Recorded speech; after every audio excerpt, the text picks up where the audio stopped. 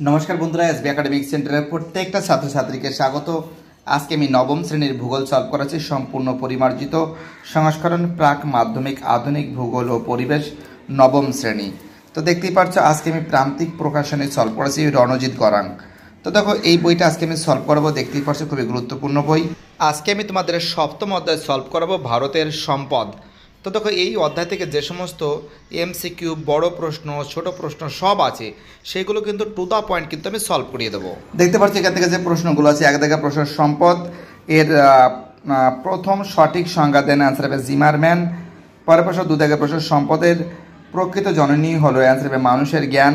তিন দাগের প্রশ্ন নিম্নলিখিত কোনটি গচ্ছিত সম্পদ, অ্যান্সার হবে কয়লা। পরের প্রশ্ন চার দাগের প্রশ্ন নিম্নলিখিত কোনটি অফুরন্ত সম্পদ, সূর্যকিরণ। পাঁচ দাগের প্রশ্ন সবচেয়ে উচ্চমানের লোহার আকরিক হলো, অ্যান্সার হবে ম্যাগনেটাইট।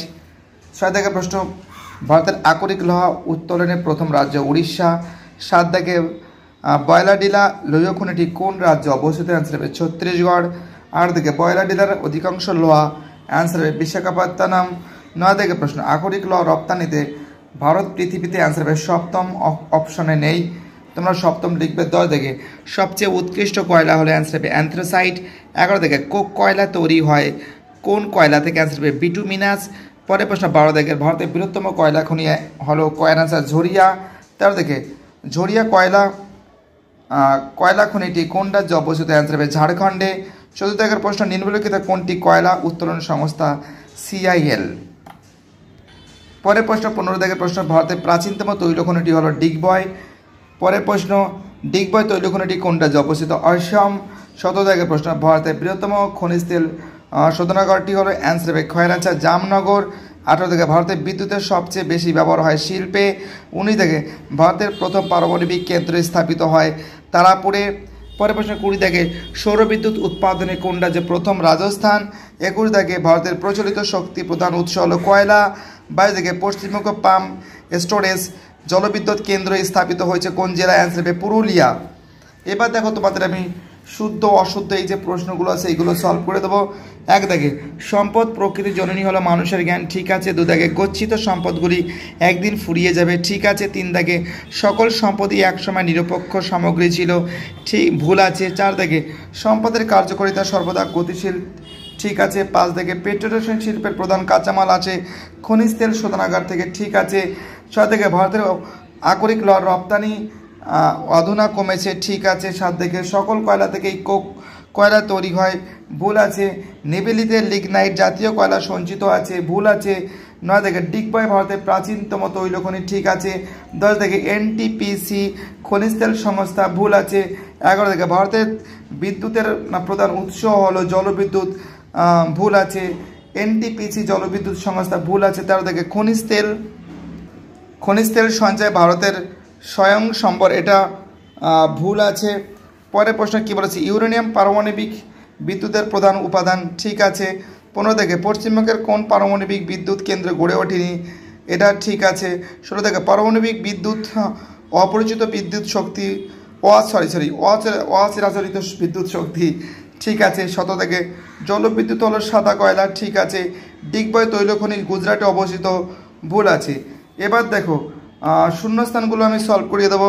প্রথম প্রশ্ন কি বলেছে, the world research and industries গ্রন্থের লেখক, অ্যান্সার হবে, তো দেখো তোমরা তো জানো জিমারম্যান, তোমাদের বানানটাও দেখাচ্ছি আমি, পেজ নম্বর 96-এ আছে, ঠিক আছে। দেখতে পাচ্ছ পেজ নম্বর কিন্তু 96, পেজ 96, ঠিক আছে। পেজ নম্বর 96-এ অ্যান্সার হবে EW জিমারম্যান, ঠিক আছে। বানানটা দেখে নাও তোমরা। চলো পরের প্রশ্ন, দু থেকে প্রশ্ন ড্যাশ সম্পদ সৃষ্টি করে, ভোগ করে এবং ধ্বংস করে, অ্যান্সার হবে 2 এর অ্যান্সার হবে মানুষ হবে।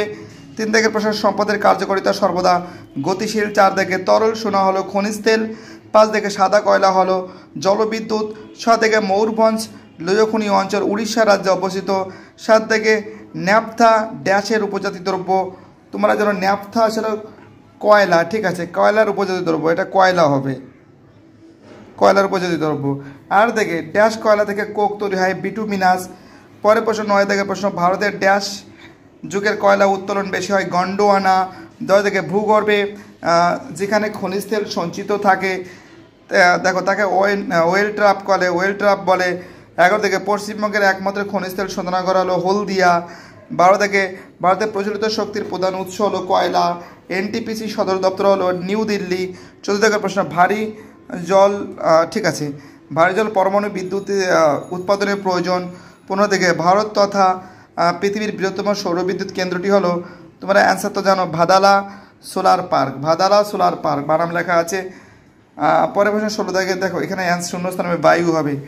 তো দেখো এখানে দেখতে পাচ্ছ সিআইএল হবে, কয়লা সংস্থা। ওএনজিসি হবে, খনিজ তেল সংস্থা। বিএআরসি হবে, পারমাণবিক সংস্থা। এনটিপিসি হবে আমাদের তাপবিদ্যুৎ সংস্থা। এনএইচপিসি হবে আমাদের জলবিদ্যুৎ সংস্থা। এমএনআরই হবে আমাদের অচিরাচরিত শক্তি সংস্থা। এবার দেখো এই প্রশ্নগুলো সলভ করাচ্ছি। দেখতে পাচ্ছ 1 দাগের খনিজ তেলের অপর নাম কি? তরল সোনা। 2 থেকে ব্ল্যাক ডায়মন্ড কোন খনিজ তেলকে বলা হয়? কয়লাকে বলা হয়। 3 থেকে কোন ধরনের ইস্পাতে মরচে পড়ে না?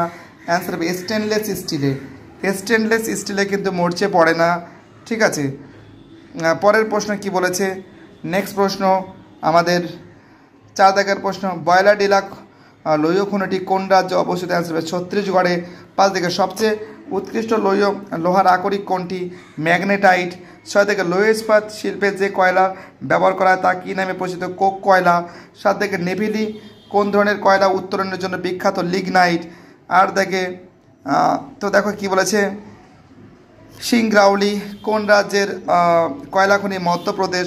9 থেকে ভারতের বৃহত্তম খনিজ তেল সংস্থা হলো ওএনজিসি। 10 থেকে তরল সোনা কোন খনিজ দ্রব্যটিকে বলা হয়? খনিজ তেলকে বলা হয়। 11 থেকে ভারতের কোন দেশ থেকে সবচেয়ে বেশি খনিজ তেল আমদানি করা হয়? সৌদি আরব। 12 থেকে প্রশ্ন, পরিবেশ বান্ধব বলা হয় জলবিদ্যুৎ কি? তো দেখো কোন নামে পরিচিত? তো দেখো পরিবেশ বান্ধব সাদা কয়লা, ঠিক আছে, এর অ্যান্সার হবে সাদা কয়লা। তারপর দেখে কোন প্রকার কয়লা থেকে কোক পাওয়া প্রস্তুত হয়? তো দেখো তোমরা জানো অ্যান্সার হবে বিটুমিনাস। পরে দেখার প্রশ্ন 14 দাগের প্রশ্ন, এনটিপিসি প্রধানত কোন প্রকার বিদ্যুৎ উৎপাদনে ব্যবহার করা হয়? তাপ বিদ্যুৎ। 15 থেকে বয়লাডিলা কোন খনিজ দ্রব্য উত্তোলনের জন্য ভারত বিখ্যাত? আকরিক লোহা। এবার দেখো এই প্রশ্নগুলো তোমাদের আমি সলভ করে দিয়েছি ফটাফট করে। 1 দাগের প্রশ্ন, সম্পদ কি? পেজ নম্বর 96-এ। এবং তার সঙ্গে 2 নম্বর প্রশ্ন, সম্পদের দুটি বৈশিষ্ট্য উল্লেখ করো। দেখো এই দুটো তোমাদের দেখিয়ে দিচ্ছি। তো দেখতে পাচ্ছ পেজ নম্বর 96, সম্পদ কি? সম্পদের যে সংজ্ঞা তোমরা লিখবে, তারা একটুখানি, হ্যাঁ এবার ঠিক আছে। দেখো সম্পদ কি, দেখো তোমরা এখান থেকে শুরু করে এতটা লিখবে, ঠিক আছে। এটা 1 দাগের প্রশ্ন। এটা কত দাগের প্রশ্ন? 1 দাগের প্রশ্ন, এটা লিখবে। তারপরে 2 নম্বরে যে প্রশ্ন বলেছিল সম্পদের বৈশিষ্ট্য, তখন সম্পদের বৈশিষ্ট্য তোমরা দেখতে পাচ্ছ এখান থেকে শুরু করে এতটা 7খানা পয়েন্ট আছে, ঠিক আছে। যদি তোমাদের 2 নম্বরে থাকে তাহলে 3টে পয়েন্ট লিখবে, 4 নম্বর থাকলে 5টা পয়েন্ট লিখবে, ঠিক আছে, এরকমভাবে লিখতে হবে, ঠিক আছে। পরের প্রশ্ন কি বলেছে? 3 দাগ প্রশ্ন, নিরপেক্ষ সামগ্রী কি? পেজ নম্বর 96-এ আছে। হ্যালো, দেখতে পাচ্ছ নিরপেক্ষ সামগ্রী কি?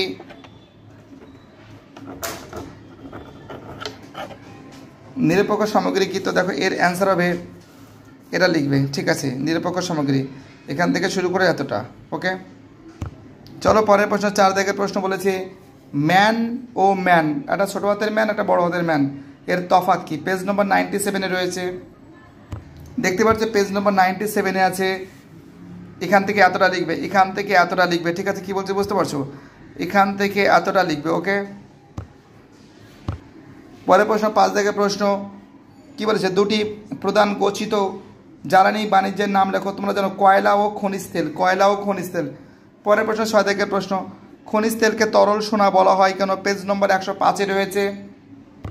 তো দেখতে পাচ্ছ 105 নম্বর পেজে ঠিক নিচের দিকে আছে অ্যান্সারটা। এখান থেকে শুরু করে এতটা, এখান থেকে শুরু করে এতটা, ঠিক আছে। বুঝতে পারলে কি বললাম? এখান থেকে শুরু করে এতটা। চলো পরের প্রশ্ন আমাদের নেক্সট প্রশ্ন বলেছে 7 দাগের, কোক কয়লা কি? পেজ নম্বর কিন্তু 102-এ, পেজ নম্বর কিন্তু 102-এ আছে, ঠিক আছে। দেখতে পাচ্ছ পেজ নম্বর 102, কোক কয়লা কি? দেখো দেখতে পাচ্ছ তোমরা, এখান থেকে শুরু করে এতটা লিখবে, এখান থেকে শুরু করে এতটা লিখবে, ঠিক আছে। চলো আমাদের পরের প্রশ্ন কি বলেছে দেখতেই পাচ্ছ, খুব সুন্দর করে তোমাদের কিন্তু সব কিন্তু সলভ করে দিয়েছে, ঠিক আছে। এবার দেখো আমাদের পরের প্রশ্ন কি বলেছে, কোক কয়লা কি, এটা হয়ে গেছে। আর দেখে প্রশ্ন, পশ্চিমবঙ্গের দুটি কয়লা খনির নাম লেখো। তা দেখো পেজ নম্বর 104 রয়েছে, দেখতে পাচ্ছ পেজ নম্বর 104। তোমরা এখান থেকে এতটা লিখবে, তোমরা এখান থেকে পশ্চিমবঙ্গ থেকে শুরু করে উত্তোলিত হয় এতটা লিখবে। দেখো আমাদের পরের প্রশ্ন কি বলেছে, পরের প্রশ্ন বলেছে যে 9 থেকে ভারতের দুটি বন্দরের নাম লেখো যেখান দিয়ে লোহা রপ্তানি হয়। বিশাখাপত্তনম ও মারমাগাঁও। এখানে মারমাগাঁও এর যে লেখা আছে তোমরা এটাও লিখতে পারো, ময়াকার ময়রে বাকার মারমাগাঁও, গয়াকার ও, এটাও লিখতে পারো, ঠিক আছে, বা এটাও লিখতে পারো। 10 থেকে প্রশ্ন, বোম্বের হাই গুরুত্ব কি, পেজ নম্বর কিন্তু 106 রয়েছে, এবং তার সঙ্গে সাগর সম্রাট কি, পেজ নম্বর 106, দুটো একসঙ্গে দেখে দিচ্ছি, ঠিক আছে। দেখতে পাচ্ছ পেজ নম্বর 106 বোম্বে হাই।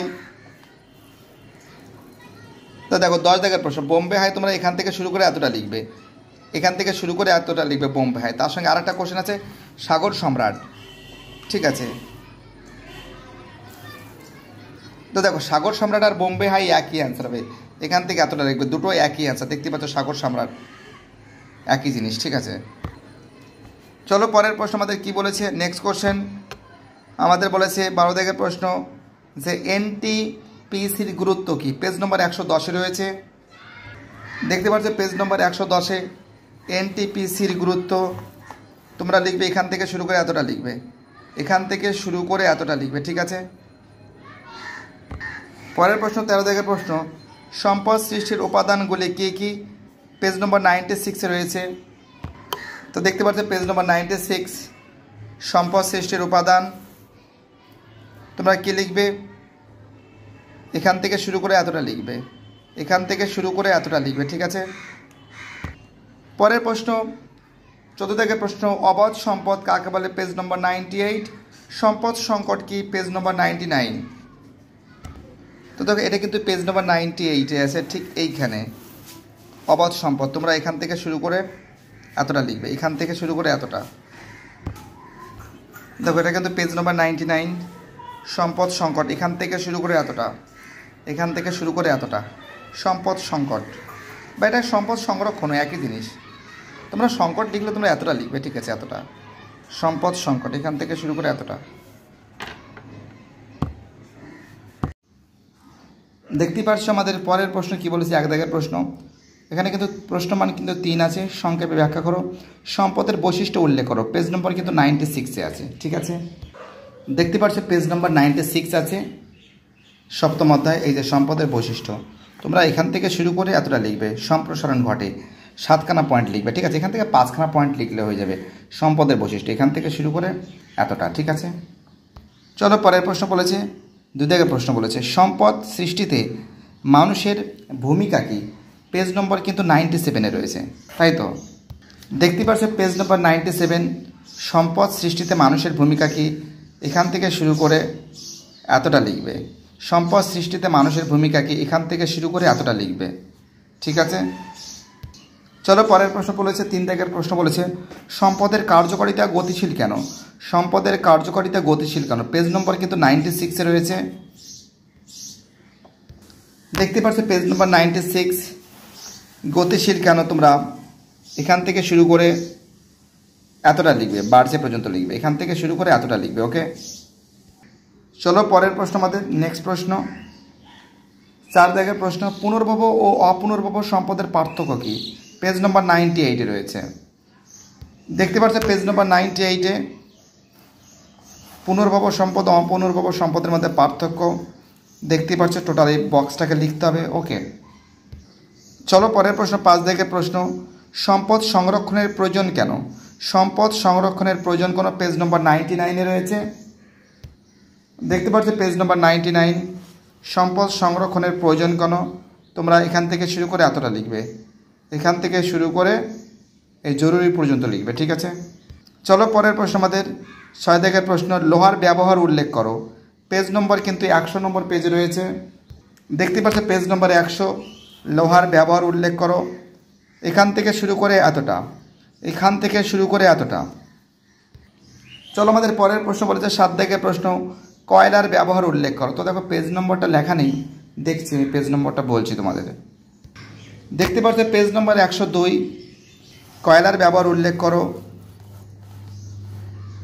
দেখো এই যে তাপবিদ্যুৎ উৎপাদনে ব্যবহৃত হয়, লৌহ ইস্পাত শিল্পে ব্যবহৃত হয়, শিল্পে ব্যবহৃত হয়, ঠিক আছে। এবং এই দিকে ভূগর্ভে কয়লা থেকে গ্যাস সংগ্রহ করা হয়, তরল জ্বালানি হিসেবে ব্যবহার করা হয়, উপজাত দ্রব্যের ব্যবহার করা হয়। তো তোমরা এতটা লিখবে, ঠিক আছে, কয়লার ব্যবহার। ওকে, তো দেখতে পাচ্ছ এটা কিন্তু কয়লার ব্যবহার 102 নম্বর পেজে আছে, যেটা তোমাদের আমি দেখালাম।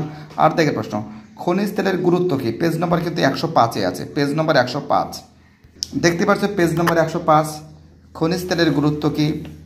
এই যে গুরুত্ব, ঠিক আছে, এখান থেকে শুরু করে আধুনিক থেকে শুরু করে এই সমস্যায় ফেলে, এতটা লিখবে, ঠিক আছে। খনিজ তেলের গুরুত্ব কী এতটা লিখবে, তার সঙ্গে না, তার সঙ্গে হ্যাঁ এই গুরুত্ব তোমরা এতটাই লিখবে। চলো পরের প্রশ্ন কী বলেছে দেখা যাক। তো দেখো 9 দাগের প্রশ্ন, ভারতে কয়লা উত্তোলনের সমস্যাগুলি কী কী, এটা তোমাদের আমি দেখাচ্ছি, ঠিক আছে, উপরে স্ক্রিনে রয়েছে, তোমরা দেখে নাও। ওকে, পরের প্রশ্ন 10 দাগের প্রশ্ন, প্রচলিত শক্তির সুবিধা অসুবিধা লেখো। পেজ নম্বর 108-এ দেখতে পাচ্ছ পেজ নম্বর 108, প্রচলিত শক্তির সুবিধা অসুবিধা। প্রচলিত শক্তির এটা সুবিধা আর এটা অসুবিধা, ঠিক আছে, এইগুলো এটা লিখবে। ওকে, কি বলছে বুঝতে পারছো। পরের প্রশ্ন কি বলেছে, 11 দাগের প্রশ্ন, জলবিদ্যুতের সুবিধা অসুবিধা লেখো। পেজ নম্বর কিন্তু 110-এ রয়েছে। দেখতে পাচ্ছ পেজ নম্বর 110-এ জলবিদ্যুৎ শক্তির সুবিধা অসুবিধা লেখো।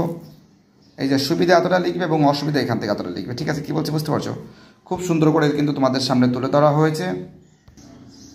চলো ঠিক আছে, এটা হয়ে গেছে। 11 দাগের প্রশ্ন, জলবিদ্যুতের সুবিধা অসুবিধাগুলি লেখো। পেজ নম্বর 110-এ। তো দেখতে পাচ্ছ জলবিদ্যুতের সুবিধা অসুবিধা লেখো, পেজ নম্বর 110। ঠিক, এই যে এটা সুবিধা এটা অসুবিধা, ঠিক আছে, এটা লিখবে, ঠিক আছে। পরের প্রশ্ন আমাদের 12 দাগের প্রশ্ন, অপ্রচলিত শক্তির ব্যবহার বাড়ছে কেন। পেজ নম্বর 113-তে রয়েছে। তো দেখো এই কোশ্চেনটা একটু গুছিয়ে লিখতে হবে, এটা কিন্তু পেজ নম্বর 113, তোমাদের বুঝতে শেখাচ্ছি। বাড়ছে কেন, অপ্রচলিত শক্তির এই যে সুবিধাগুলো পাওয়া যায়, অপ্রচলিত শক্তি অফুরন্ত, ঠিক আছে, পূরণশীল, তোমরা জানো এর কোনো শেষ হয় না, অফুরন্ত উৎস বলে উৎপাদন খরচ কম হয়, এই সমস্ত কারণে কিন্তু এর বাড়ছে, ঠিক আছে, মানে এর প্রতি মানুষের কিন্তু ঝোঁক বাড়ছে, ঠিক আছে। অপ্রচলিত শক্তির এই বিভিন্ন যে সুবিধার কারণে কিন্তু এর প্রতি কিন্তু সবার কিন্তু ঝোঁক বাড়ছে, ঠিক আছে। বা তোমরা লাস্টের দিকে এই লাইনটা লিখবে, এই অপ্রচলিত শক্তির ব্যবহার বাড়ছে কারণ এই সমস্ত সুবিধা থাকার কারণে কিন্তু এর প্রতি ঝোঁক বাড়ছে বা এর প্রতি এই শক্তির ব্যবহার বাড়ছে, ব্যাস এটাই লিখবে। লাস্টে এখান থেকে শুরু করে তারা এর সঙ্গে মিল করে দেবে। 13 থেকে প্রশ্ন, উড়িষ্যা ও ছত্তিশগড়ের কোথায় কোথায় আকরিক লোহা উত্তোলিত হয়। পেজ নম্বর কিন্তু 100-তে রয়েছে। দেখতে পাচ্ছ পেজ নম্বর 100 নম্বর পেজে আছে। উড়িষ্যার কোথায় কোথায় দেখে নাও তোমরা। উড়িষ্যার যে জায়গাগুলো আছে এই জায়গাগুলোর কথা উল্লেখ করবে, ঠিক আছে। এই যে উড়িষ্যা দেখতে পাচ্ছ, যেমন আছে ময়ূরভঞ্জ, ঠিক আছে, যোধাপূর্ব, এই যে সমস্ত জায়গা আছে এখান থেকে শুরু করে এই সমস্ত জায়গায় উত্তোলন করা হয়। এই যে এটা উত্তোলন করা হয় এই সমস্ত কেন্দ্র এখান থেকে শুরু করে এতটা উড়িষ্যার। আর ছত্তিশগড়ে তোমরা লিখবে যে এই যে, ঠিক আছে, এখান থেকে শুরু করে আর লিখবে চলো এতটা লিখবে। উড়িষ্যার এখান থেকে শুরু করে এতটার মধ্যে উড়িষ্যায় হচ্ছে, এই সমস্ত জায়গা হচ্ছে, এটা ছত্তিশগড়ের হচ্ছে আর উড়িষ্যার এখান থেকে শুরু করে এতটা লিখবে, ঠিক আছে। সব অ্যান্সার এর ভিতরে আছে। ওকে, চলো আমাদের পরের প্রশ্ন কি বলেছে। 14 দাগের প্রশ্ন, কয়লার শ্রেণীবিভাগ করো, এগুলির গুরুত্ব লেখো। কয়লার শ্রেণীবিভাগ করো এবং এগুলির গুরুত্ব লেখো। পেজ নম্বর 103-এ দেখতে পাচ্ছ, পেজ নম্বর 103, ঠিক আছে। এই যে কয়লার শ্রেণীবিভাগ, ঠিক আছে, এবং এর বৈশিষ্ট্য গুরুত্ব, যে এটা পুরোটাই ছকটা লিখবে, ঠিক আছে, কি বলছে বুঝতে পারছো। এবার দেখো রচনাধর্মী প্রশ্ন বলি। প্রথম প্রশ্ন কি বলেছে, সম্পদ সৃষ্টিতে প্রকৃতি ও মানুষের ভূমিকা লেখো। পেজ নম্বর 96। তো দেখতে পাচ্ছ পেজ নম্বর 96 ঠিক নিচের দিকে আছে। এটা কিন্তু প্রকৃতির ভূমিকা, এখান থেকে শুরু করবে, এখান থেকে শুরু করে এতটা লিখবে। তারপরে তোমরা লিখবে মানুষের যে ভূমিকাটা আছে, তোমরা এখান থেকে শুরু করে এতটা লিখবে, ঠিক আছে, কি বলছি বুঝতে পারছো। চলো পরের প্রশ্ন, 2 দাগের প্রশ্ন, সম্পদ কি কি উপায়ে সংরক্ষণ করা যায়, পেজ নম্বর 99-এ রয়েছে। দেখতে পাচ্ছ পেজ নম্বর 99, কি কি উপায়ে সংরক্ষণ করা যায়। তোমরা এখান থেকে শুরু করে এতটা লিখবে, এখান থেকে শুরু করে এতটা লিখবে। চলো পরের প্রশ্ন, 3 দাগের প্রশ্ন, কয়লা ও খনিজ তেলের ব্যবহার উল্লেখ করো, পেজ নম্বর 102 এবং 103। তো দেখতে পাচ্ছ পেজ নম্বর 102-এ আছে, 102-এ আছে। আমরা এখানে দেখতে পাচ্ছি যে কয়লার ব্যবহার, দেখো তোমরা এখান থেকে শুরু করে এতটা লিখবে, এটা কিন্তু কয়লার ব্যবহার, ঠিক আছে, এটা কিন্তু কয়লার ব্যবহার। তোমরা এখান থেকে শুরু করে এতটা লিখবে, ঠিক আছে। এবং তার সঙ্গে তোমরা পেজ নম্বর 103-এ লিখবে, 4 নম্বর পয়েন্ট লিখবে, 5 নম্বর পয়েন্ট লিখবে, 6 নম্বর পয়েন্ট লিখবে। এটা তো কয়লার ব্যবহার হয়ে গেল। এবার খনিজ তেলের ব্যবহার, ঠিক আছে। দেখো খনিজ তেলের যে ব্যবহারটা আছে তোমাদের দেখাচ্ছি আমি, ঠিক এখানে নেই। তো দেখো সরি, খনিজ তেলের ব্যবহার কিন্তু পেজ নম্বর 105-এ রয়েছে, ঠিক আছে, 105 নম্বর পেজে আছে, নিচের দিকে দেখে নাও তোমরা। খনিজ তেলের ব্যবহার এই যে পরিবহন ব্যবস্থায়, বিদ্যুৎ উৎপাদনে, কৃষিক্ষেত্রে, গৃহস্থলীতে, রাস্তা তৈরিতে, পেট্রোলেশন শিল্পে, এইগুলোতে কিন্তু খনিজ তেল ব্যবহার করা হয়, ঠিক আছে। কী বলছি বুঝতে পারছো? এইগুলো লিখলে হয়ে যাবে, ঠিক আছে। না ঠিকই বলেছি, কয়লার এটা কিন্তু 102 থেকে 103-এ আছে এবং খনিজ তেলের ব্যবহার 105 নম্বর পেজে আছে, ঠিক আছে। 4 দাগের প্রশ্ন, পূর্ব ভারতে অধিক সংখ্যায় তাপবিদ্যুৎ কেন্দ্র গড়ে উঠেছে কেন, পেজ নম্বর 109 থেকে 110। দেখতে পাচ্ছ পেজ নম্বর 109, দেখো এখান থেকে শুরু করবে। পূর্ব ভারতে অধিক সংখ্যক তাপবিদ্যুৎ কেন্দ্র গড়ে উঠেছে কেন, তো এই পয়েন্টগুলো লিখবে, দেখতে পাচ্ছ। এবং তার সঙ্গে তোমরা বিদ্যুৎ গ্রিড 2 নম্বর পয়েন্ট, 3 নম্বর, 4 নম্বর, 5 নম্বর, ঠিক আছে, এই এতটা লিখবে, এতটা পয়েন্ট এতটা লিখবে, ঠিক আছে। চলো পরের প্রশ্ন, 5 দাগের প্রশ্ন, জলবিদ্যুৎ উৎপাদনের প্রাকৃতিক পরিবেশগুলি ব্যাখ্যা করো, পেজ নম্বর 111। দেখতে পাচ্ছ পেজ নম্বর 111, ঠিক তোমরা প্রাকৃতিক পরিবেশটা লিখবে, 1 নম্বর পয়েন্ট, 2 নম্বর পয়েন্ট, 3 নম্বর, 4 নম্বর, 5 নম্বর, ঠিক এতটা। অর্থনৈতিক পরিবেশটা বলেনি, প্রাকৃতিকটা বলেছে। তো ঠিক আছে, তোমরা ঠিক এই লিখবে, ঠিক এই নিয়ন্ত্রণ করে পর্যন্ত লিখবে, ঠিক আছে। পরের প্রশ্ন, 6 দাগের প্রশ্ন, পারমাণবিক শক্তির সুবিধা অসুবিধা লেখো, পেজ নম্বর 112।